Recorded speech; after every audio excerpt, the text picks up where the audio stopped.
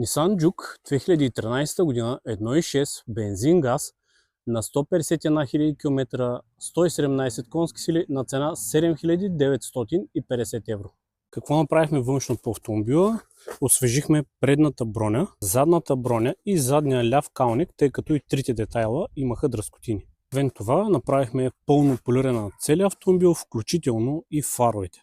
Тук и отвътре автомобилът, шофьорската кора е в добро състояние, както воланът и топката на автомобила. Шофьорската седалка поправихме ето това парче, тъй като тук имаше много лека дръскотина, останалата част на седалката е в добро състояние, пасажирската също, както задните седалки и таванът. Показания 151 800 км без индикации за повреди, оборудване с радио CD, климатроник, USB и AUX, мултифункционален волан с темпомат и Bluetooth. Газова система BRC, която работи без каквито и да е било проблеми. Тук е отзад автомобилът. Покажем още веднъж. Много добро състояние. Ето го и багажното отделение. Оборудване с компресор, лепило. Ето тук на резервната гума на мястото е бутилката на газовата уредба. Оборудване също така с заден парктроник и преден.